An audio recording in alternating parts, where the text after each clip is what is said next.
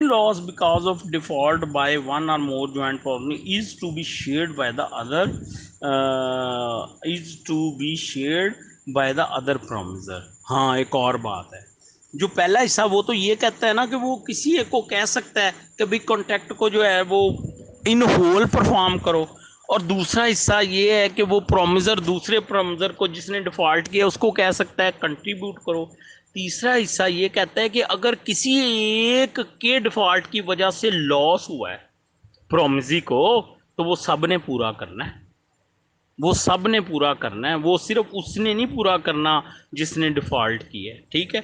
हाँ, फिर वही बात कि वो उसको सू कर सकता है कि ये तुम्हारी वजह से मुझे ये कंपनसेशन पड़ी है, तुम्हारे डिफॉल्ट की वजह से तुम ये पैसे दो। लेकिन जब वो प्रोमिजी के लिहाज से बात करेगा तो फिर सब बराबर हैं, फिर उसको उन्होंने उसको क्या करना है, पे करना है। अब इलस्ट्रेशंस दी हुई हैं, प्लीज़ आप उनको जो है वो सेक्शन 43 की उसको आप देख लीजिएगा। ठीक है। होप कि आपको मेरी बात की जो है वो समझ आ गई। सेक्शन 40 ने ये कहा कि प्रोमिजर 40 और 41 ने ये कहा कि प्रोमिजर कौन हो सकता है। ठीक है। और इसका टाइटल क्या था पार्ट का, by whom contract must be perform. उसके बाद सेक्शन 42 ने ये कहा कि सबकी लायबिलिटी रहेगी जब तक कॉन्ट्रैक्ट होल परफॉर्म जो है वो नहीं हो सकता। 43 ने 3 हिस्से थे, पहले हिस्से ने ये कहा, नौरीन बेगम पानी देना। अच्छा जी। उसके बाद सेक्शन 43 जो है उसका पहला हिस्सा जो है वो ये कहता है कि एनी वन ऑफ ज्वाइंट प्रोमिजर में कंपेल टू परफॉर्म, कोई भी एक प्रोमिजर को ये कहा जा सकता है कि कॉन्ट्रैक्ट को परफॉर्म करे। वो प्रोमिजर इनकार नहीं कर सकता उस परफॉर्मेंस से इस बुनियाद पे कि मेरी लायबिलिटी, मैंने अपनी लायबिलिटी पूरी कर दी। अलबत्ता वो दूसरे को फोर्स कर सकता है प्रोमिजर को कि भाई चलो तुम कंट्रीब्यूट करो। और अगर कोई लॉस होता है किसी एक के डिफॉल्ट की वजह से तो वो सब ने पूरा करना है। ठीक है। अब आ जाएं आप सेक्शन 44 के ऊपर। सेक्शन 44 क्या कहता है, वो कहता है affect of release of one joint promisor. वही जो बात मैं बार बार जो है वो पीछे करता आया हूँ। कह रहा है in case of joint promise a release of one of such joint promisor will not discharge other joint promisor from their liability। ठीक है। nor joint promisor so release from their responsibility towards other joint promisor। देखें, दो बातें कर रहा है। मैं आपको इस तरह से समझाता हूँ कि 3 प्रोमिसर थे जिन्होंने कॉन्ट्रैक्ट को परफॉर्म करना था। किसी एक ने कॉन्ट्रैक्ट को परफॉर्म कर दिया, तो किसी एक के कॉन्ट्रैक्ट परफॉर्म करने का मतलब ये नहीं होगा कि जी बाकियों की जान छूट गई। एक बात हो गई। ठीक है। और दूसरी बात ये है कि वो जिसने एक ने परफॉर्म किया है उसकी इस बुनियाद पर जान नहीं छूटेगी कि उसने अपने हिस्से का परफॉर्म कर दिया है। होप कि आपको समझ आ गई। दोबारा बताता हूँ। जहाँ पे 3 लोगों ने 2 लोगों ने कॉन्ट्रैक्ट परफॉर्म करना था, एक ने कर दिया दूसरे ने नहीं किया। ठीक है। तो अगर एक ने परफॉर्म कर दिया है तो इसका मतलब ये नहीं है कि दूसरे की जान छूट जाए, और जब तक दूसरा परफॉर्म नहीं करता जिसने परफॉर्म किया है ये नहीं है कि उसकी जान छूट जाए। होप कि आपको समझ आ गई है। ठीक है। अब मैं इसको दोबारा पढ़ता हूँ। कह रहा है in case of joint promise or release of one of such joint promisor will not discharge other joint promiser from their liability or joint promise so release from their responsibility toward the other joint promiser। ठीक है। Hope कि आपको मेरी बात जो है वो समझ आ गई है। ठीक है। Not discharge from liability to other promiser। अच्छा जी। अब हम आगे चलें। अब हम चलते हैं सेक्शन 45 के ऊपर। ये वो devolution of joint right। In case of joint promise, right of performance may be exercised by all promisee jointly during their lives। Representative लो जी, ये सिंपल, ये मेरी बात सुने। वो कह रहा है कि जब भी परफॉर्मेंस क्लेम करनी है ना तो सब ने ज्वाइंटली करनी है, सारे प्रोमिसी ने। ठीक है। अगर उनमें से किसी एक की डेथ होगी है तो उसका रिप्रेजेंटेटिव और सर्वाइवर, और अगर सबकी डेथ होगी तो सबके रिप्रेजेंटेटिव ज्वाइंटली उसकी क्या करेंगे कि वो परफॉर्मेंस उसकी क्लेम करेंगे, राइट ऑफ परफॉर्मेंस एक्सरसाइज करेंगे। ये नहीं है कि एक उठ के दावा कर दे और बाकी जो है वो दावा ना करें। ठीक है। होप कि आपको समझ आ गई इसकी, ठीक है। इसकी इलस्ट्रेशन भी इसने दी है, प्लीज़ आप देखें। ले जी, कंग्रेचुलेशन, हमने दूसरा पार्ट भी पढ़ लिया।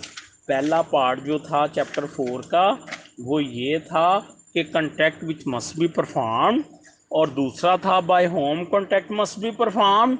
अब तीसरा है time and place for performance, ठीक है। सेक्शन 46 क्या कहता है? वो कहता है time for performance of promise where no application is to be made and no time is specified, ठीक है। सेक्शन 46 है, ठीक है। वो कहता है time for performance of promise where no application is to be made and no time is specified. अच्छा, देखें, कॉन्ट्रैक्ट के अंदर ये भी लिखा हो सकता है कि प्रोमिजर इस डेट एंड टाइम को कॉन्ट्रैक्ट परफॉर्म करेगा, और ये भी लिखा हो सकता है कि फलां डेट को जब प्रोमिजी उसको बताएगा। ऑन एप्लीकेशन क्या है कि प्रोमिजी ने उसको बताना है कि आओ आओ भाई कॉन्ट्रैक्ट पे अमल करो। तो ऑन एप्लीकेशन का आपको समझ आ गया, ठीक है। अच्छा, एप्लीकेशन का क्या मतलब है कि प्रोमिजर को प्रोमिजी ने ये बात बतानी है कि भाई आप आओ और इस कॉन्ट्रैक्ट को क्या करो, परफॉर्म करो। अब सेक्शन 46 ये कहता है time for performance of promise where no application is to be made and no time is specified. कि ना तो कॉन्ट्रैक्ट में ये लिखा हुआ है कि वो प्रोमिजर जो है, प्रोमिजी जो है वो उसको बताएगा, उससे रिक्वेस्ट करेगा कि परफॉर्मेंस पे अमल करो, प्रॉमिस पे अमल करो। और ना ही कोई टाइम लिखा है कि किस किस डेट को, किस दिन उसने जो है वो कॉन्ट्रैक्ट के ऊपर जो है वो अमल करना है। Where promise is to be performed by promiser without application by the promisee and no time for performance is fixed. Promise is to be performed within reasonable time. लो भाई, कि अगर अगर जो है वो टाइम नहीं लिखा कि किस डेट को परफॉर्मेंस होनी है। लिखा होता है ना कि फलां डेट को जो है ये इसको बकिया पैसे देगा और ये जो है वो इसके नाम रजिस्ट्री करेगा, ये नहीं लिखा कॉन्ट्रैक्ट के अंदर। तो वो फिर कहता है कि रीज़नेबल टाइम के अंदर उसकी क्या होगी, परफॉर्मेंस होगी। और एक्सप्लेनेशन में कहता है कि वो reasonable time question of fact होगा, वो केस के सर्कमस्टांसिस पे डिपेंड करता होगा कि रीज़नेबल टाइम उसमें क्या हो सकता है, ठीक है। होप कि आपको मेरी बात समझ आ गई। नोट्स में मैंने ये लिखा है कि सेक्शन 46 डील करता है कि जब contract with in reasonable time perform 46 ये बात कहता है कि जब टाइम स्पेसिफाइड नहीं होगा तो फिर with in reasonable time contract की परफॉर्मेंस होनी है। और सेक्शन 47 डील करेंगे कि जब टाइम स्पेसिफाइड है उसके अंदर, ठीक है। अब चलें सेक्शन 47 के ऊपर आ जाएं। अच्छा, एक बात सुन लें, 46 में उसने प्लेस का जिक्र नहीं किया, तो इसका मतलब है कि प्लेस जो है वो कंफर्म थी, उसके अंदर लिखी हुई थी कॉन्ट्रैक्ट के अंदर कि किस प्लेस के ऊपर जो है वो कॉन्ट्रैक्ट जो है वो परफॉर्म होना है, ठीक है।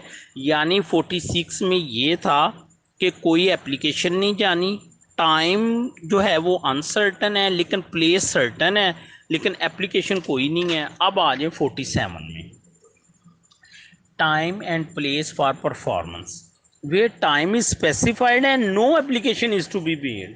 46 में भी प्रोमजी ने नहीं बताना था उसको कि आओ परफॉर्मेंस करो, 47 में भी उसने नहीं बताना, लेकिन 46 और 47 में फ़र्क ये है कि 46 में टाइम स्पेसिफाइड नहीं था एग्जीक्यूटिव कॉन्ट्रैक्ट में, लेकिन 47 में जो है वो टाइम स्पेसिफाइड था।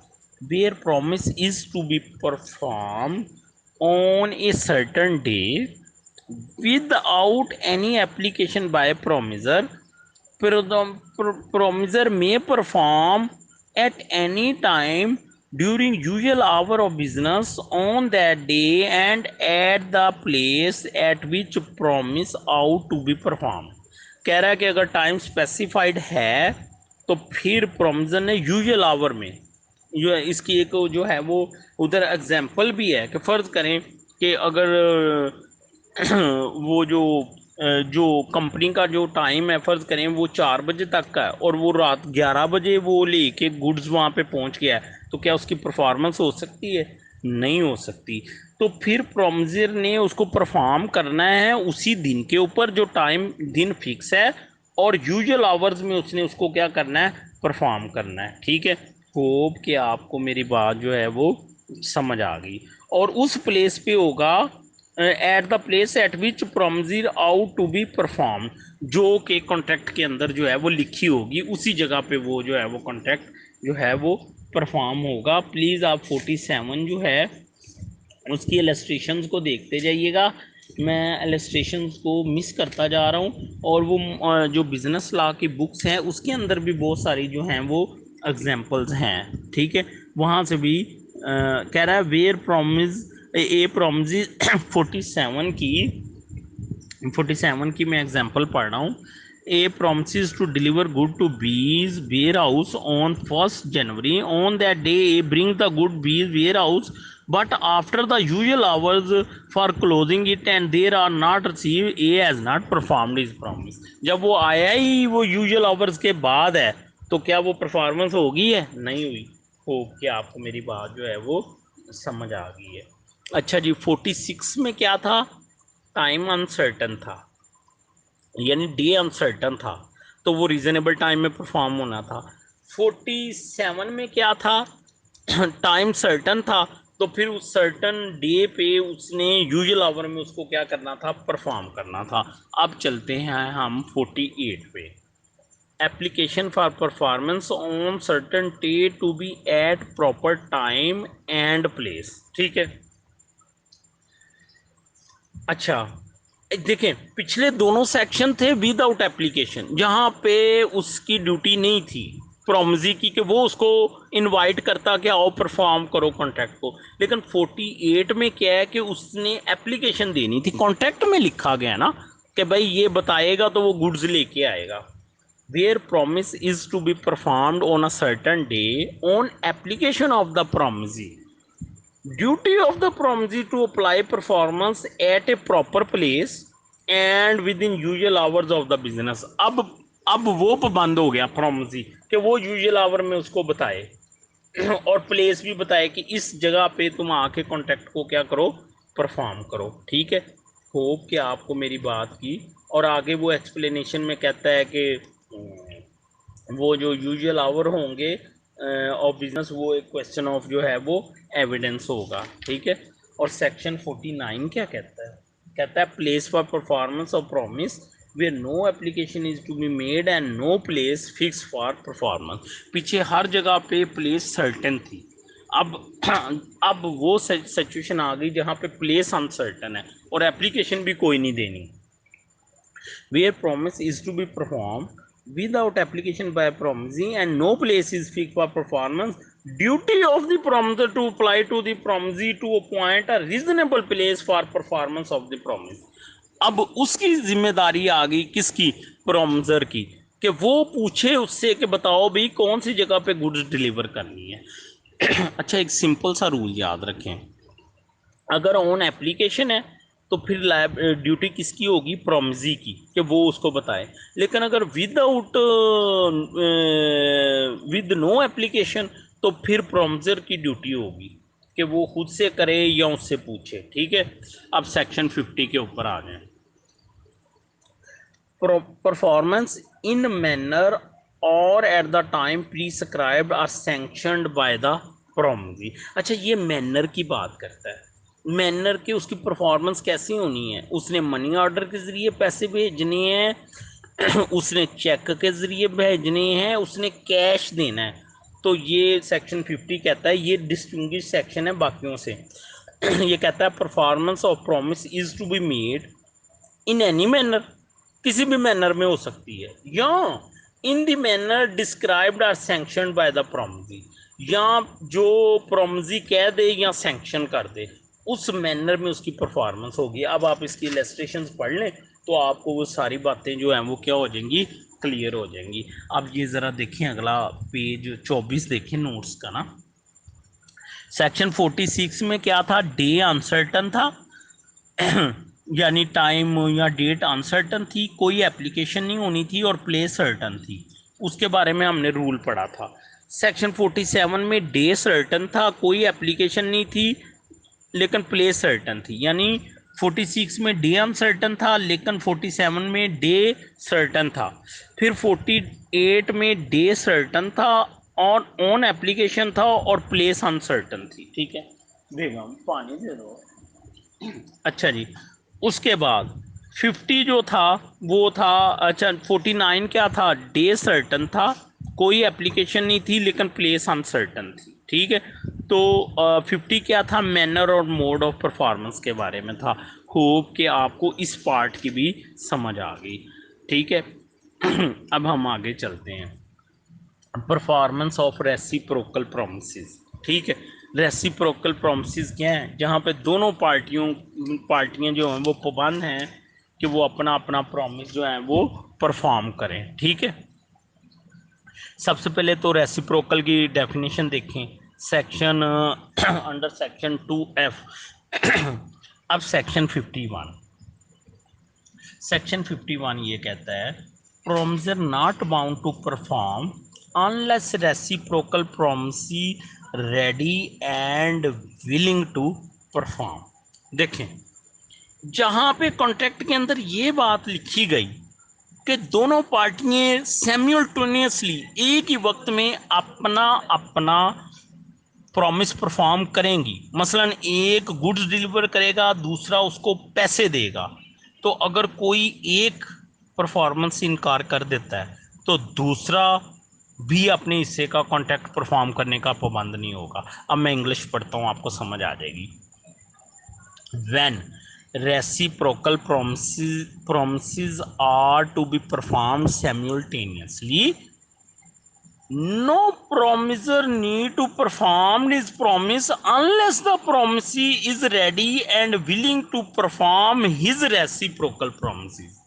तो फिर कोई एक प्रोमिसर अपना कॉन्ट्रैक्ट परफॉर्म करने के एक को अपना कॉन्ट्रैक्ट परफॉर्म करने अपना इस प्रॉमिस परफॉर्म करने की ज़रूरत नहीं है, जब तक कि उस प्रॉमिसी के मुकाबले में जो प्रॉमिसी है और जो अपने प्रॉमिस के लिहाज से प्रॉमिसर है, वो जब तक अपने कॉन्ट्रैक्ट पे रेडी एंड विलिंगनेस शो ना करे। अगर वो शुरू करता है तो फिर दोनों ने उसकी क्या करना है, परफॉर्मेंस करनी है। No promise need to be perform by promise, अच्छा जी, promise when the promisee is ready and willing to perform his reciprocal promises. मेरी बात सुने, कंफ्यूज ना हो, जो रेसिप्रोकल प्रॉमिसेस होंगे उसमें एक ही बंदा एक वक्त में प्रॉमिसर भी होगा और एक वक्त में प्रॉमिसी भी होगा। जो उसने खुद से प्रॉमिस परफॉर्म करना है उसमें वो प्रॉमिसर है, दूसरी प्रॉपर्टी प्रॉमिसी है, और जिसमें उसने दूसरी पार्टी से प्रॉमिस पे अमल करवाना है उसमें उसमें वो खुद प्रॉमिसी है और दूसरा प्रॉमिसर है। मसलन ए ने गुड्स डिलीवर करनी थी और बी ने उसको जो है वो पेमेंट करनी थी। ठीक है, तो अगर हम डिलीवरी ऑफ गुड्स की बात करें तो ए जो है वो प्रॉमिसर है और बी जो है वो प्रॉमिसी है, और अगर पेमेंट की बात करें तो बी प्रॉमिसर हो गया और ए प्रॉमिसी हो गया। ठीक है, होप कि आपको मेरी बात जो है वो आपको समझ आ गई है। ठीक है, अच्छा जी, दोबारा पढ़ूं।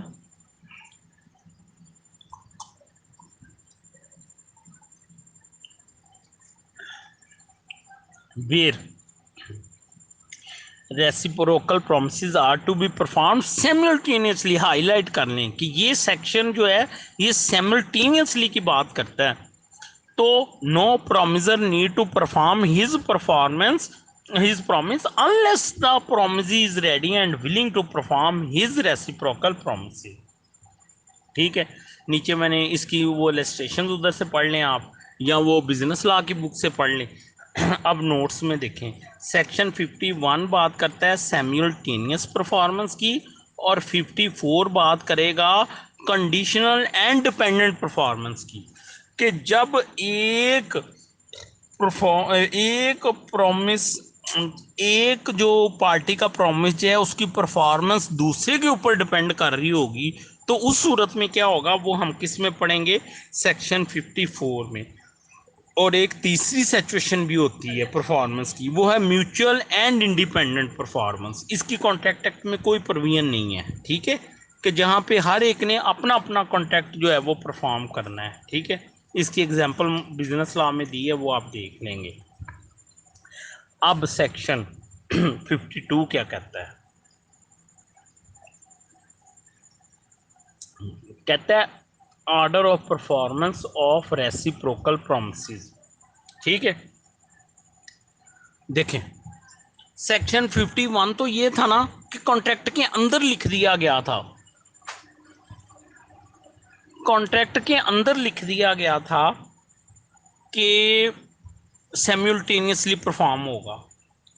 अब 52 वो बात करता है जब कॉन्ट्रैक्ट के अंदर ये लिखा ही नहीं कि पहले किसने कॉन्ट्रैक्ट परफॉर्म करना है। देखे ना, अगर तो लिख दिया गया सिम्युलटेनियसली तो बात वाजे हो गई कि जी ये कॉन्ट्रैक्ट किसने पहले परफॉर्म करना है, ठीक है।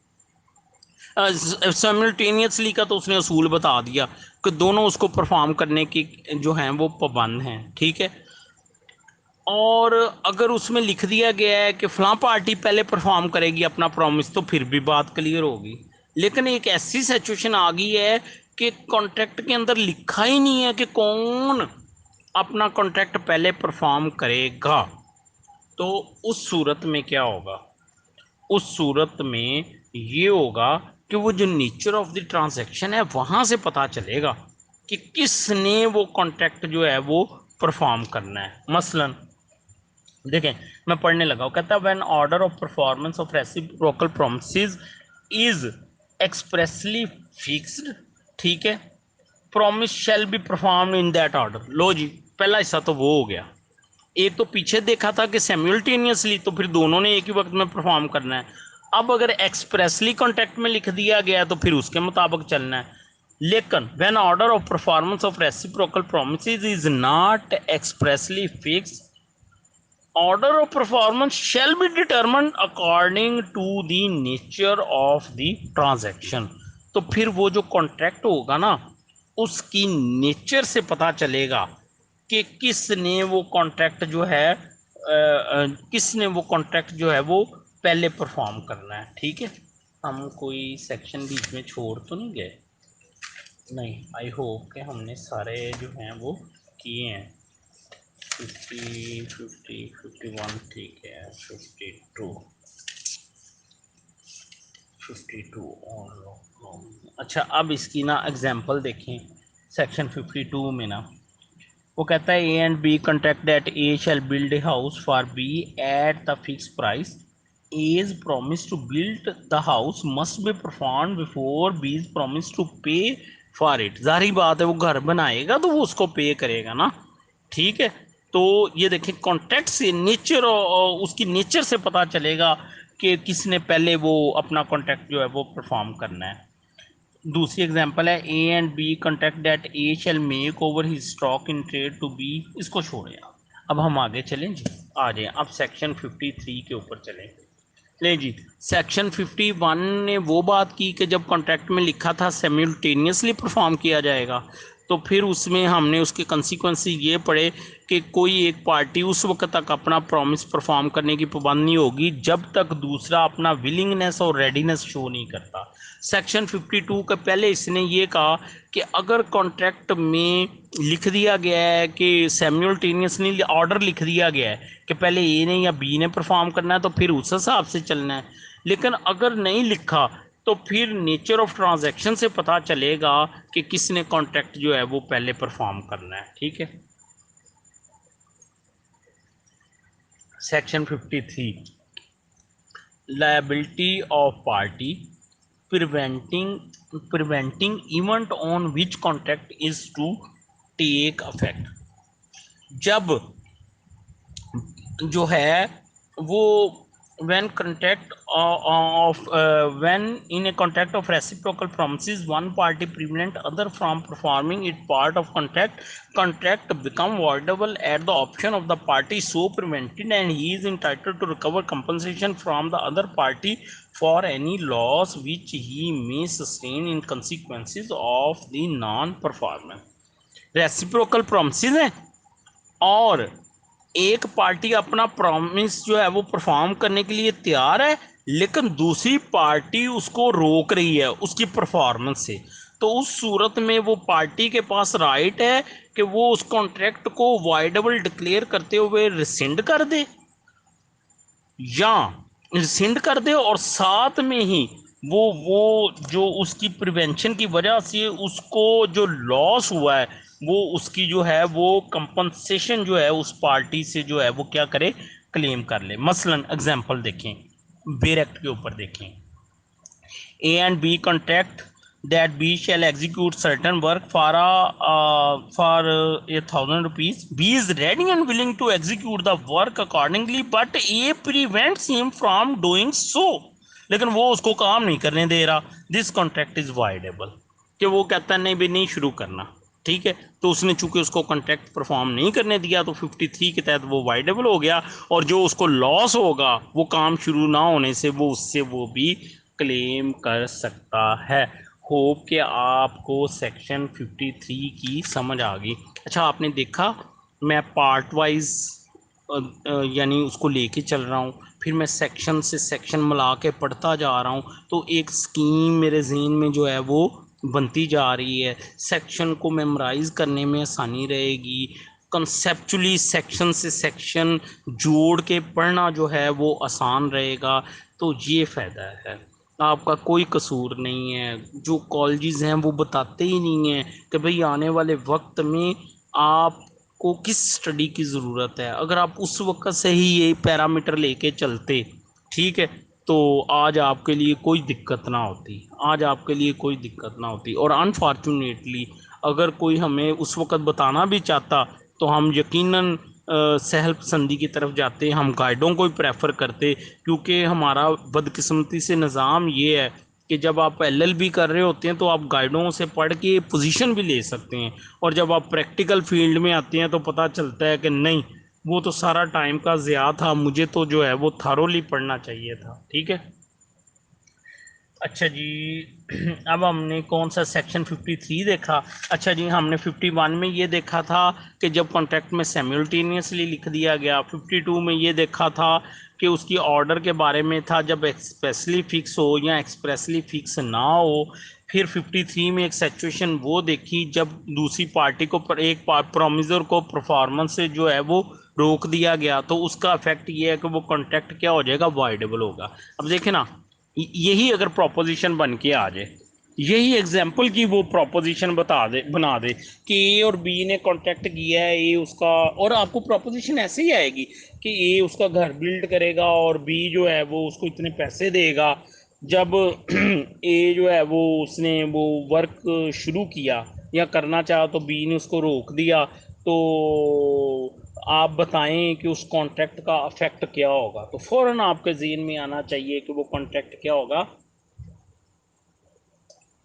वाइडेबल होगा। ठीक है, अच्छा। अच्छा, मैं आपको एक बात बताऊं, देखें, स्कीम को समझें। वाइडेबल वाइडेबल कॉन्ट्रैक्ट की डेफिनेशन पढ़ ली आपने उधर डेफिनेशन क्लास में। फिर आपने आगे चल के तो आपने ये भी देख लिया कि वाइडेबल कॉन्ट्रैक्ट किन किन सूरतों में होता है, अनड्यू इन्फ्लुएंस में और कोर्शन में और फ्रॉड में और मिस रिप्रेजेंटेशन में, और मेरा ख्याल है एक दो और भी थे। ठीक है, उसमें वो और भी बड़ी पोजीशन थी जहाँ पे वो कॉन्ट्रैक्ट क्या हो गया, वाइडेबल हो गया। फिर हमने एक सेक्शन पढ़ा था जिसमें उसने ये कहा था कि अगर वो उसकी परफॉर्मेंस करवाना चाहता है तो वो दूसरी पार्टी को जो है वो पाबंद कर सकता है कि जिस इंटेंशन के साथ, यानी मुझे धोखा फ्रॉड के साथ तुमने किया है, लेकिन जो असल इंटेंशन थी उस इंटेंशन के साथ तुम कॉन्ट्रैक्ट को क्या करो, परफॉर्म करो, तो फिर वो उसको कॉन्ट्रैक्ट को परफॉर्म करने का क्या होगा, पाबंद होगा। ठीक है। अच्छा, अब आगे चल के हम पढ़ेंगे कि जब वाइडेबल कॉन्ट्रैक्ट हो और अगर वो उसकी परफॉर्मेंस करवाना चाह रहा है तो दूसरी पार्टी को वो कह सकता है कि ठीक है भाई आप इसकी परफॉर्मेंस करें। वो हमने सेक्शन मेरे ख्याल 18-19 शायद था, वो हमने पढ़ा था। अब हम आगे चल के ये पढ़ेंगे कि अगर वो वाइडेबल कॉन्ट्रैक्ट को रिसिंड कर देता है कि भाई मैं इसको ख़त्म करता हूँ, तो उस सूरत में क्या कंसिक्वेंसेस होंगे। ठीक है, उस सूरत में उसको जो है वो उसको रिसिंड कर देगा, तो फिर दूसरी पार्टी परफॉर्मेंस की पाबंद नहीं होगी, और वो जो रिसिंड कर रही है पार्टी, उसने अगर कोई बेनिफिट ड्रा किए हैं तो वो उसको वापस करने की पाबंद होगी। तो देखिए, मैंने आपको एक स्कीम बता दी वाइडेबल कॉन्ट्रैक्ट के बारे में कि वाइडेबल कॉन्ट्रैक्ट के क्या होता है, डेफिनेशन है बताया, कब कब वाइड हो जाता है वो सेक्शंस बताएंगे, उसके बारे में आप एक लिस्ट भी बनाएंगे, वो बिजनेस लॉ से भी देख लेंगे, और फिर अगर वो उस वाइडेबल कॉन्ट्रैक्ट पे अमल करवाना चाहता है तो फिर दूसरी पार्टी को उस पोजीशन में आना पड़ेगा जो ट्रू उनकी इंटेंशन थी, और उसकी परफॉर्मेंस हो जाएगी, और लेकिन फिर वो कंपनसेशन नहीं क्लेम कर सकेगा, ऐसा हमने कुछ सेक्शन पढ़ा था। और अगर वो उसको रिसिंड कर देता है, वो कहता है मैंने इस कॉन्ट्रैक्ट को नहीं परफॉर्म करना, वॉइडेबल जो है, तो उस सूरत में वो उसके बेनिफिट जो हैं वो वापस करने का जो है वो पाबंद होगा। इसी तरह वॉइड कॉन्ट्रैक्ट पे आ जाए कि वॉइड कॉन्ट्रैक्ट क्या होता है, कब कब सरकमस्टांसिस हैं वो कंटीन्यूंट कॉन्ट्रैक्ट वाले, या ये आगे हम पढ़ेंगे, या वो बिजनेस लॉ से आप देख लेंगे कि कॉन्ट्रैक्ट कब वाइड हो जाता है। और फिर आगे चल के हम वो सेक्शन 65 में पढ़ेंगे कि वाइड कॉन्ट्रैक्ट की सूरत में उसके कंसिक्वेंसेस क्या होंगे, कि वो पाबंद है कि दूसरी पार्टी को उसके बेनिफिट जो है वो वापस करे। हो क्या आपको मेरी बात जो है वो समझ आ रही है। अब हम आगे चलते हैं। अब सेक्शन 54 है, 53 पढ़ लिया ना हमने। Contract become voidable at the option, हाँ जी, effect of default as to that promise which shall be first performed in contract of reciprocal promises where performance of reciprocal promise by one promiser is। अच्छा, आप देखें कि contract की wording क्या थी, section की वर्डिंग क्या थी, मैंने कैसे लिखी है। मैंने उसको थोड़ा सा चेंज करके आसान अल्फाज में लिखा होगा। ठीक है, उसको समझने में और याद करने में जो है वो क्या आसानी रहती है।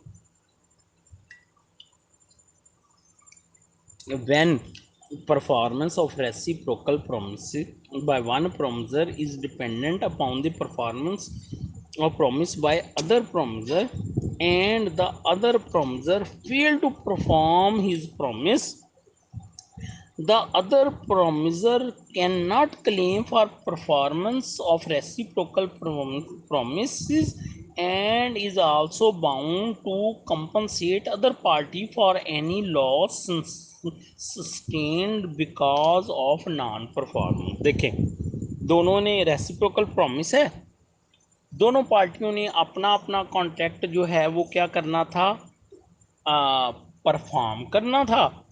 लेकिन सिचुएशन ये थी कि पीछे हमने एक सेक्शन पढ़ा था 51, वो ये था कि 51 ये था कि दोनों का प्रॉमिस जो था, एक दूसरे प्रॉमिसेस इंडिपेंडेंट थे, एक ने गुड्स डिलीवर करनी थी, दूसरे ने पैसे देने थे।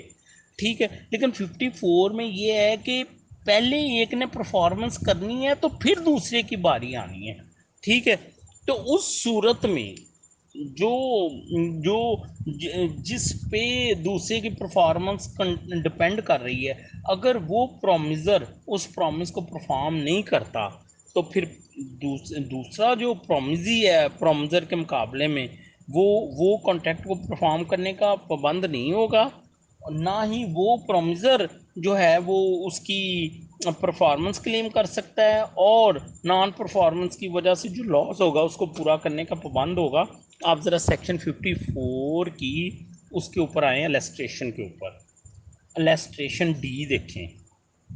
D, A promise B to sell him 100 bales of merchandise to be delivered next day of, and B promise A to pay for him within a month. A does not deliver according to his promise, ठीक है। B promise to pay need not to be performed and A must make compensation।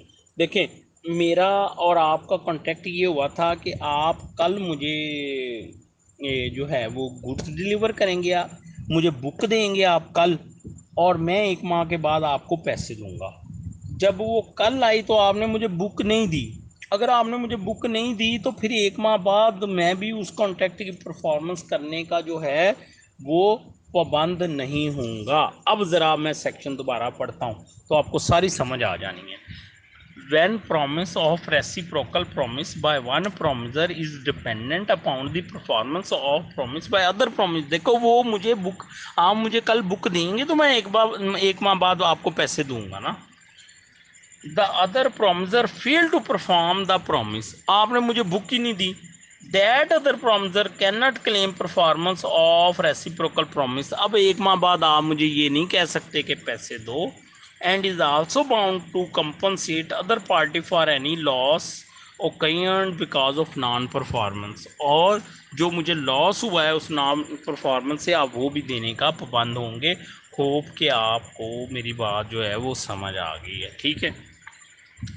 अब है effect of failure to perform at fix time in contract in which time is essential. अच्छा, ये बड़ा ज़रूरी है। Time is essence of contract and time is not essence of the contract. मैं आपको एक आसान एग्जांपल से देके आपने मेरे साथ एक एग्रीमेंट कर लिया एक प्रॉपर्टी का। आप ये बात कहते हैं कि जी मैं इतने पैसे इसको दे रहा हूँ, बयाना दे रहा हूँ, टोकन दे रहा हूँ, फलां डेट को ये बाकी पैसे देगा, मैं इसके हक में क्या करूँगा, रजिस्ट्री करूँगा। अच्छा, अब वो जब डेट आती है तो वो पैसे नहीं देता, वो पैसे नहीं देता। तो अब बात ये है कि क्या वो कॉन्ट्रैक्ट है या ख़त्म हो गया। इसको कहते हैं time is essence of the contract. जब time is essence of the contract तो इसका मतलब ये है कि उस टाइम के बाद दूसरी पार्टी उसकी परफॉर्मेंस की पाबंद नहीं होगी। अगर उस टाइम में परफॉर्म नहीं किया एक पार्टी ने तो उस टाइम के बाद वो उसकी परफॉर्मेंस नहीं करवा सकती। कि मसलन अगर वो प्रॉपर्टी का था एग्रीमेंट और time was essence of the contract था, तो जब डेट आई तो उस डेट पर उस पार्टी ने परफॉर्मेंस नहीं की, उसने पैसे नहीं दिए, तो फिर उसके बाद वो उसकी परफॉर्मेंस जो है वो नहीं करवा सकती। अगर if time was not essence of the contract तो फिर उस कॉन्ट्रैक्ट की परफॉर्मेंस किसी वक्त भी हो सकती है, ठीक है। अभी मैं इसमें 2-4 चीज़ें आपको और बताऊंगा, ये पेपर के पॉइंट ऑफ व्यू से भी अहम है, ठीक है। Effect of failure to perform at fixed time in contract in which time is essential. If time was essence of the contract and promiser failed to perform contract before or at the time so fixed, contract becomes voidable at the option of the promisee। आपने मुझसे property खरीदने का agreement किया, आपने मुझे 1 लाख रुपया दे दिया और आपने मुझे ये कहा कि 6 माह बाद हम तुम्हें बाकी 4 लाख रुपया देंगे और तुम हमारे हक में रजिस्ट्री करवाओगे, ठीक है। अब 6 माह के बाद आपने मुझे बाकी 4 लाख रुपया नहीं दिया, तो अगर तो कॉन्ट्रैक्ट में ये लिखा है कि time will be the essence of the contract, ठीक है, तो उस सूरत में तो 4 माह के बाद ना मैं वो 1 लाख रुपया वापस करने का पाबंद हूँ और ना मैं आपके हक में रजिस्ट्री करवाने का पाबंद हूँ। लेकिन अगर उसमें time was not essence of the contract तो फिर अगर वो टाइम गुजर भी गया है तो भी उसकी परफॉर्मेंस होगी। अलबत्ता जो आपने वक्त पे परफॉर्मेंस नहीं की उसकी कंपनसेशन अलहदा से क्लेम की जा सकती है, लेकिन वो कॉन्ट्रैक्ट ख़त्म नहीं हुआ। होप कि आपको मेरी बात की जो है वो समझ आ गई, ठीक है। अब मैं पढ़ता हूँ, अब आपको सारी चीज़ें क्लियर हो जाएंगी, ठीक है। If time was essence of the contract and promiser failed to perform contract before or at the time so fixed, contract become voidable at the option of the promiser। फिर promisee की मर्जी है वो उस कॉन्ट्रैक्ट को rescind कर दे या उसकी परफॉर्मेंस कर दे। Effect of failure where time was not essence of the contract, If time was not essence of the contract and promiser failed to perform contract before or at the time so fixed, contract does not become voidable. However, promisee may claim compensation for occasion because of non-performance within the time. Hope कि आपको मेरी बात समझ आ गई, बिल्कुल मुश्किल नहीं है. Effect of acceptance of performance at time other than agreed upon. अब ये क्या कहता है, वो कहता है कि देखें, time was essence of the contract, वो कॉन्ट्रैक्ट की परफॉर्मेंस नहीं हुई, लेकिन वो टाइम गुजरने के बाद प्रोमिजी ने उसकी परफॉर्मेंस एक्सेप्ट कर ली, तो फिर क्या होगा. If promisor fails to perform contract at or before the time fix and promisor decide to claim performance instead of rescinding the same, voidable हो गया था ना कॉन्ट्रैक्ट, क्योंकि विद इन टाइम परफॉर्मेंस नहीं हुई थी, तो उसने सोच लिया कि मैं इसकी परफॉर्मेंस करवाऊंगा, वाइड इसको रिसेंड नहीं करूंगा, तो promisee can not claim compensation for non performance. तो फिर वो non perform within time non performance की बाबत कंपनसेशन क्लेम नहीं कर सकेगा unless he give prior notice to perform in that regard, जब तक कि वो परफॉर्मेंस डिलेड परफॉर्मेंस एक्सेप्ट करने से पहले उसको नोटिस ना दे कि ठीक है मैं ये परफॉर्मेंस एक्सेप्ट कर रहा हूँ, लेकिन जो तुमने विद इन टाइम परफॉर्म नहीं ना किया उसकी बाबत मैं तुम्हें सू करूंगा कंपनसेशन के लिए. होप कि आपको मेरी बात जो है वो समझ आ गई है. अब मेरी एक बात सुने, ये जो बात है ना, time is essence of the contract, ये एक क्वेश्चन ऑफ फैक्ट है, ये अब कॉन्ट्रैक्ट के अंदर नहीं लिखी, ये मैं आपको अपना एक्सपीरियंस बताने लगा हूँ. ये कॉन्ट्रैक्ट के अंदर नहीं लिखी, ये हर ये प्रॉपर्टी का जो मामला होता है ना, जिसमें एक पार्टी कहती है जी कि मैं तो परफॉर्मेंस करने के लिए तैयार था, दूसरी कहती है कि इसने मुझे विद इन टाइम पैसे नहीं दिए, तो वहाँ पे ये इशू उठता है कि whether the time was essence of the contract या ना नॉट. तो कैसे पता चलेगा कि whether the time was essence of the contract or not. एक तो क्वेश्चन ऑफ फैक्ट है, एविडेंस की बात है, दूसरा वो जो एग्रीमेंट है उसकी वर्डिंग से पता चलेगा. और लॉ क्या कहता है, लॉ ये कहता है कि अगर कॉन्ट्रैक्ट के अंदर कोई पीनल क्लास लिखा गया हो तो उसका मतलब ये होगा कि time was essence of the contract. मसलन एक तो ये है ना कि अगर विद इन टाइम पार्टीज इसको परफॉर्म नहीं करती, कोई पार्टी, तो दूसरी पार्टी इसको कल अदम करार दिया जाएगा, कल अदम समझा जाए और वो 11 गुना देने का पाबंद होगा, तो ये एक पीनल क्लाज है. ये क्या है, पीनल क्लाज है. तो जहाँ पे पीनल क्लाज आ जाए उसका मतलब ये है कि पार्टियों की ये इंटेंशन थी कि विद इन टाइम इसने होना है परफॉर्म, और अगर ये परफॉर्म नहीं होगा तो फिर ये eight the option of the other party क्या होगा, वाइडेबल होगा. होप कि आपको मेरी बात समझ आ गई. तो एसेंस ऑफ एसेंस का कैसे डिटरमिन होता है कि whether time was essence of the contract, एक तो उसकी लैंग्वेज से, जो कॉन्ट्रैक्ट की लैंग्वेज है उससे, और जो एविडेंस पार्टीज का आता है उससे, और अगर कोई पेनल्टी लिखी है उसके अंदर, उस एग्रीमेंट के अंदर, तो वहां से पता चलेगा कि whether time was essence of the contract or not. Section 55 deals with the essence of the contract, और वेरी इंपॉर्टेंट सेक्शन. पहला हिस्सा ये कहता है कि अगर time was essence of the contract तो फिर वो कॉन्ट्रैक्ट वाइडेबल हो जाएगा, और दूसरा हिस्सा ये कहता है कि if that contract was not time was not essence of the contract तो फिर वो वाइडेबल नहीं होगा, अलबत्ता विद इन टाइम उसकी परफॉर्मेंस ना होने की बाबत कंपनसेशन क्लेम की जाती है और की जा सकती है. और तीसरा हिस्सा जो है वो ये कहता है कि अगर वो लेटर ऑन किसी स्टेज के ऊपर परफॉर्मेंस को एक्सेप्ट कर लेता है उसकी, तो फिर उस सूरत में वो उसकी कंपनसेशन क्लेम नहीं कर सकता विद इन टाइम जो परफॉर्मेंस नहीं हुई उसकी बाबत, अनलेस कि वो उसको उसका नोटिस दे. होप कि आपको मेरी बात की समझ आ गई. Section 55 deal with essence of the contract. अब आप आ जाएं सेक्शन 56 पे.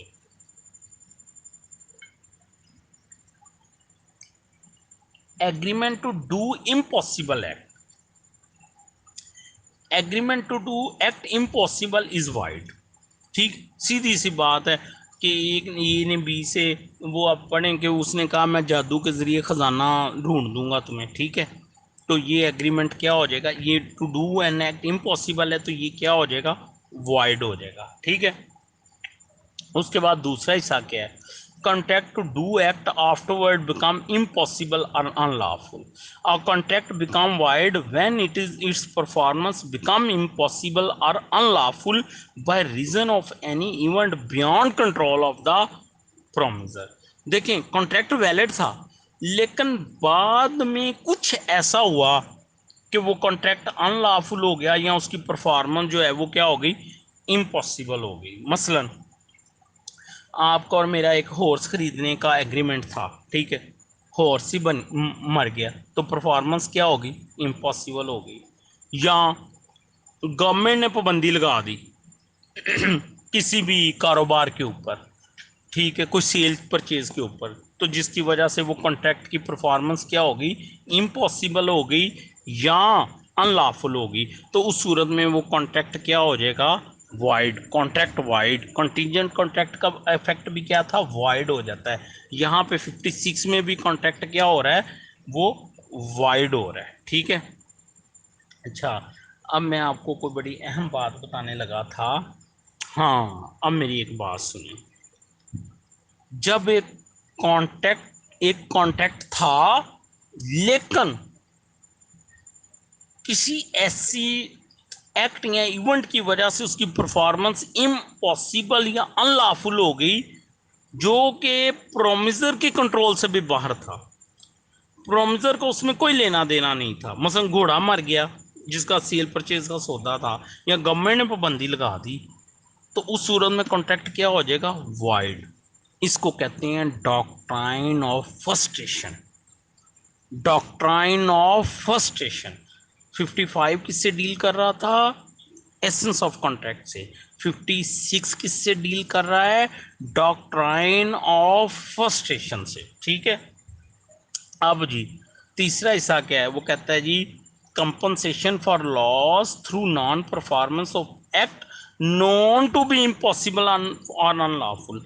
हाँ, जहाँ पे उसको पता था, ये पहले वाले हिस्से की बात है, वो एग्रीमेंट करते वक्त कि ये तो एक इम्पॉसिबल एक्ट है, तो उस सूरत में दूसरी पार्टी को कंपनसेशन पे करेगा उस वजह से जो उसको नॉन परफॉर्मेंस की वजह से होगी। और इसकी एग्जांपल्स वो आपने पढ़ ली। मसलन ए ए जो है वो बी को कहता है कि अगर वो सी से शादी करेगा तो वो उसको इतने पैसे देगा, जबकि सी पहले से ही शादीशुदा था डी के साथ। तो इस सूरत में क्या होगा कि वो जो कॉन्ट्रैक्ट है उसकी परफॉर्मेंस नहीं हो सकती, तो ए जो है वो उससे क्या कर सकता है, कंपनसेशन क्लेम कर सकता है। अब आप इस हेड के नीचे वो एग्जांपल्स पढ़ेंगे तो वो सारी चीज़ें जो हैं वो आपको क्या हो जाएंगी, क्लियर हो जाएंगी, ठीक है। डॉक्ट्राइन ऑफ फ्रस्ट्रेशन भी मैंने आपको जो है वो बता दी है। अब आ जाए सेक्शन 57 के ऊपर, reciprocal promise to do thing legal and also other things illegal. अच्छा, इसको इसको समझाने से पहले मैं आपको ना एक एग्जांपल जो है वो बताऊंगा। 57 सेक्शन की जो है ना वो एग्जांपल निकाल लें आप। A and B agree that A shall sell B a house for 10,000 rupees, but that if B uses it as a gambling house, he shall pay rupees 50,000 rupees to it। देखें, reciprocal promises के दो हिस्से हैं। एक हिस्से में ये है कि 10,000 रुपये में घर बिकेगा, और दूसरे हिस्से में है कि अगर वो गैम्बलिंग के तौर पे उसको इस्तेमाल करेगा तो वो 50,000 रुपया उसको और देगा। अब जो गैम्बलिंग का जो कॉन्ट्रैक्ट हो गया वो तो लॉ उसको रिकॉग्नाइज नहीं करता, वो तो इलीगल है। तो फिर कॉन्ट्रैक्ट का वो हिस्सा जो लीगल है वो परफॉर्म हो जाएगा, और जो इलीगल है वो परफॉर्म नहीं होगा।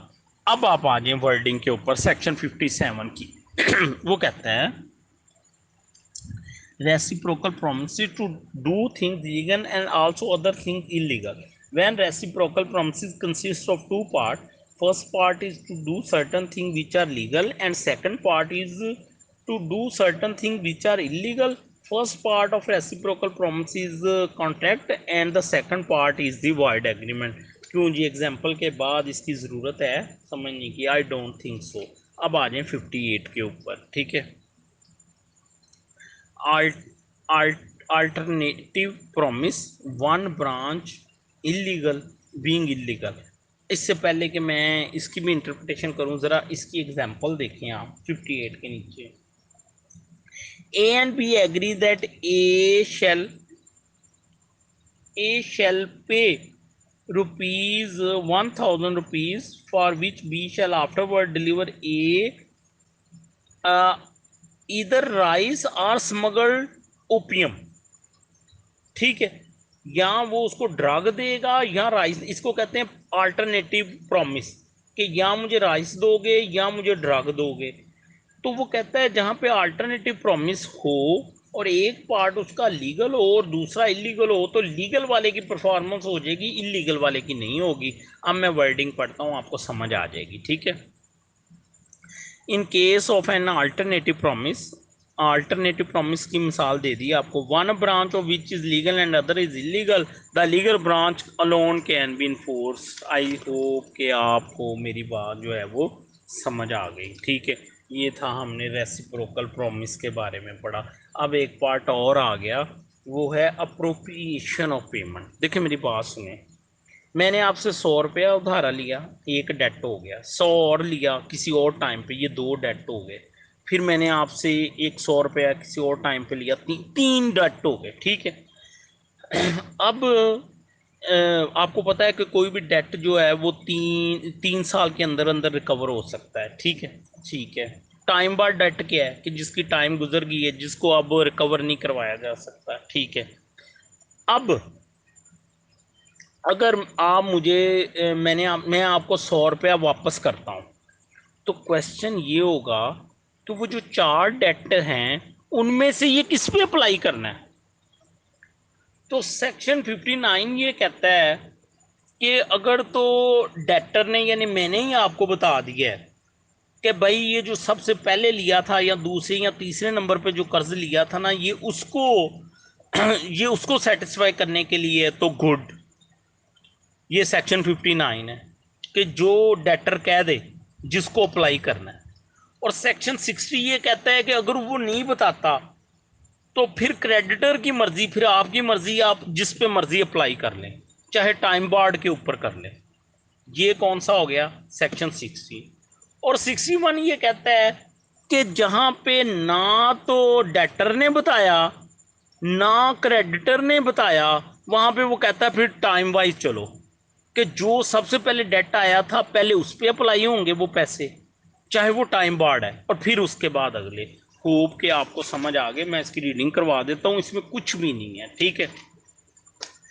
59 क्या है? एप्लीकेशन। अब मेरी बात सुनिए, अब आपको प्रॉपोजिशन अगर आ जाए वो कहे जी कि इस डेट पे लंबा चौड़ा लिखा हो, उसने इतने पैसे लिए, इतने पैसे लिए, इतने पैसे लिए, फिर उसने इतनी डेट पे उसको वापस किया, ठीक है।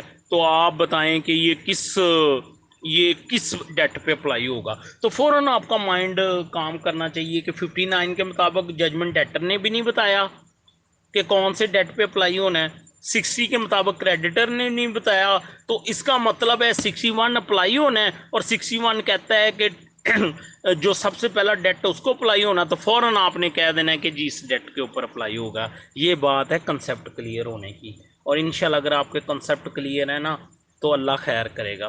स्पेसिफिक रिलीफ एक्ट के लेक्चर सुने, इंशाल्लाह उसके कंसेप्ट क्लियर कर लें, कॉन्ट्रैक्ट एक्ट के कर लें, कोई मसला ही नहीं है प्रोपोजिशन, ठीक है। ले जी, अब हम जो है वो सेक्शन 59 की रीडिंग करने लगा हूँ। Application of payment where debt to be discharge is indicated, where a debtor owing several distinct debts to one person make a payment to him with express or implied intention that payment is to be applied to the discharge of some particular debt, the payment if accepted must be applied accordingly। लो जी, कोई ज़रूरत है इसको explain करने की? अच्छा, अब section 60 की मैं वो पढ़ने लगा हूँ। Application of payment with debt to be discharge is not indicated, where debtor omitted to indicate even expressly or impliedly his intention that payment is to be applied to what particular debt, it will creditor discretion to apply payment to any debt, even time barred debt।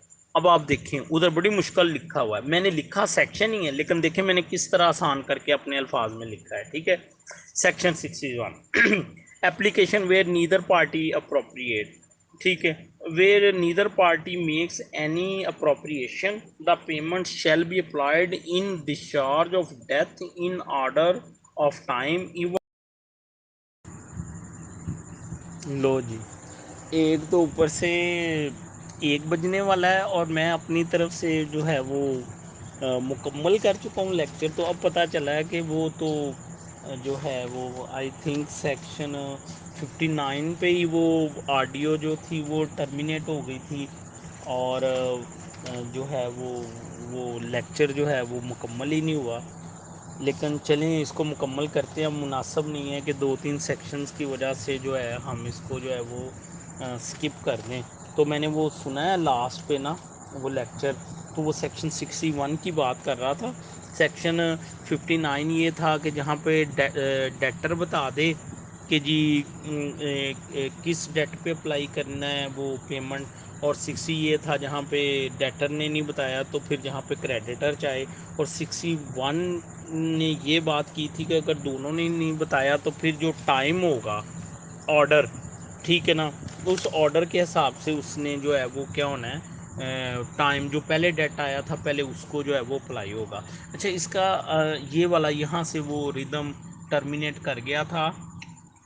if debtor are of equal standing the payment shall be applied in discharge of each proportionably। अच्छा, ये पता क्या बात कह रहा है, ये कह रहा है कि देखें एक ही वक्त में उसने 2 कर्जे लिए थे, एक ही वक्त में, एक ही दिन में 1 लाख रुपया एक लिया, 1 लाख से एक ही बंदे से लिया। ठीक है, बाद में यानी 1 लाख और 1 लाख 2 लाख रुपया एक दिन में ले लिया 2 ट्रांजैक्शन के तहत। अब क्या है जी कि बाद में उसने डेटर ने 1 लाख वापस किया और ये नहीं बताया किस डेट को अप्लाई करना है। क्रेडिटर ने भी नहीं अपनी मर्ज़ी से अप्लाई किया। सेक्शन 61 में बात आ गई, तो सेक्शन 61 कहता है कि इन ऑर्डर टाइम ऑर्डर कि जब वो डेट उसने लिए थे तो अब वो तो उसने इक्वल स्टैंडिंग एक ही वक्त में लिए थे, तो फिर ये कहता है कि प्रोपोर्शनेबली, क्या मतलब कि मतलब उसने लाख दिया है तो 50,000 एक डेट पे अप्लाई कर दो और 50,000 दूसरे पे कर दो।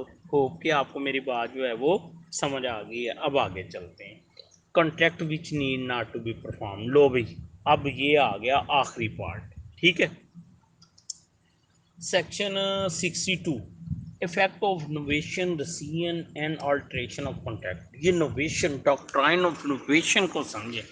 डॉक्ट्राइन ऑफ नोवेशन क्या है? देखें, आपको और मेरा एक एग्रीमेंट था, ठीक है, कि 5 माह के बाद आप जो है ना मुझे वो रजिस्ट्री करके देंगे, मैं आपको इतने पैसे दूंगा। 5 माह के बाद हमने एक नया एग्रीमेंट कर लिया जिसमें हमने टाइम एक्सटेंड कर लिया या कोई टर्म एंड कंडीशन हमने जो है वो चेंज कर ली। तो अब वो जो पिछला कॉन्ट्रैक्ट है पहला, उसकी परफॉर्मेंस नहीं होनी, वो डिस्चार्ज हो गया, अब नए कॉन्ट्रैक्ट की होनी है। तो इसको कहते हैं innovation of contract, where the original contract is substituted by subsequent contract. ठीक है, द फर्स्ट कॉन्ट्रैक्ट या original contract can not be perform. ठीक है, तो आपको मेरी बात जो है वो समझ आ गई। ठीक है, अब मैं इसको पढ़ता हूँ, आपको समझ आ जाएगी। If the parties to a contract agree to substitute, rescind or alter original contract, there is no need to perform original contract। क्यों जी, समझ आ गई? बड़ा आसान है, कोई मसला नहीं है इसमें। उधर वो आप सेक्शन 62 की वो एग्जांपल्स वगैरह जो हैं वो देख लें। अब 63 पे आ जाएं। कहता है जी, promisee may dispense with or remit performance of promise. अच्छा, इसको मैं पहले पढ़ता हूँ फिर आपको समझ आएगी। Every promisee may dispense with or remit wholly or in part the performance of promise made to him or extend time for performance or accept instead of its if it's of any satisfaction। लो, पहला पहला ये है कि आपने मुझे 5,000 रुपया देना था, आपने मुझसे उधार लिया था, आपने मुझे सिर्फ 2,000 रुपया दिया और मैंने उसको एक्सेप्ट कर लिया, ठीक है। तो ये हो गया या मैं आपसे कहता हूँ मैंने लेनी ही नहीं, ये हो गया डिस्पेंस विद। और रिमिट ओनली, या मैंने आपको 3,000 छोड़ दिया, ये हो गया, ठीक है। तो इसकी समझ आ गई पहले की। दूसरा क्या है, आपने 5 माह में मुझे वापस करने थे, मैंने कहा चलो तुम्हें 2 माह का और टाइम दिया, ठीक है। और तीसरा क्या है, ठीक है, आपने मुझे जो है वो गंदम देनी थी और मैंने उसकी जगह चने ले लिए, accept instead of its any satisfaction, कि एक की जगह पे दूसरी चीज़ ले लेना, ठीक है, प्रोमजी की मर्जी के साथ। ये सेक्शन 63 था, होप कि आपको समझ आ गया, ठीक है। सेक्शन 64 क्या है, consequences of rescission of voidable contract. वो जो मैंने बात की थी कि वॉइडेबल कॉन्ट्रैक्ट अगर वो कहता है मैंने परफॉर्मेंस नहीं करवानी, एक सेक्शन तो वो था 18-19 जिसमें वो कहता है मैंने परफॉर्मेंस करवानी है, और अब ये यहाँ पे वो कह रहा है कि मैंने परफॉर्मेंस नहीं करवानी, मैंने तो इसकी रेसियन करनी है, ठीक है। When a party rescind a voidable contract, अब रेसियन का तरीकेकार क्या है, याद करें हमने स्पेसिफिकली इफेक्ट में पढ़ा था, तो उसका दावा करेगा ना रेसियन ऑफ कॉन्ट्रैक्ट का, तो याद आया उसमें भी ग्राउंड्स थी, रेसियन ऑफ कॉन्ट्रैक्ट में भी वॉइडेबल कॉन्ट्रैक्ट, याद आ गया आपको, ठीक है। When a contract rescind a voidable contract other party need to perform it. अच्छा जी, party rescinding will bound to return restore any benefit receive, ठीक है। मसलन एक कॉन्ट्रैक्ट फ्रॉडुलेंट है और उस फ्रॉडुलेंट में आपको मैं यानी आपके साथ फ्रॉड हुआ है, तो आपको 10 लाख देना था लेकिन आपको 10,000 रुपया दिया गया, अब वो कॉन्ट्रैक्ट हो गया वाइडेबल। अब आप कहते हैं जी मैंने नहीं इसकी परफॉर्मेंस करवानी, यहाँ तो ये है ना कि आप कहें कि भाई ठीक है बाकी 90,000 दो, बेसिकली 1 लाख का सौदा था तो परफॉर्मेंस हो जाती है। लेकिन अगर आप कहते हैं नहीं मैंने अब इसकी परफॉर्मेंस करनी ही नहीं, then you are bound to return 10,000। Hope कि आपको इसकी समझ आ गई है, ठीक है। अब सेक्शन 65 पे आ जाएं। Obligation of the person who has received advantage under wide agreement और कॉन्ट्रैक्ट डेट बिकम वाइड, ठीक।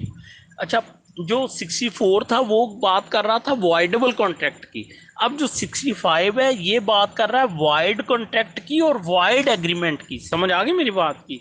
When an agreement is void or contract become void, any person who has received advantage under such agreement or contract is bound to restore it or to make compensation for it, ठीक है जी। तो वो उसके वो क्या कहते हैं उसकी उसके एडवांटेज जो लिए हैं वो वापस करने के लिए तैयार है, और अगर उसमें कोई कंपनसेशन है वो भी देने का पाबंद है। एग्जाम्पल बड़ी आसान है, प्लीज़ आप पढ़ लें। आई थिंक मेरे पढ़ने की ज़रूरत नहीं है, इजी एग्जाम्पल है बेरेक्स, वो आप देख लें। अब 66 में आ जाए, mode of communication of revoking rescission of voidable contract. लो भाई, वाइडेबल कॉन्ट्रैक्ट था सेक्शन 64 के तहत, उसने फैसला कर लिया कि मैंने इसको रेसिंड करना है, तो अब वो उसको कम्युनिकेट कैसे होगा कि भाई मैं इसको रेसिंड करता हूँ। या याद करें पहला चैप्टर जो हमने पढ़ा था कम्युनिकेशन रेवोकेशन वाला, ठीक है।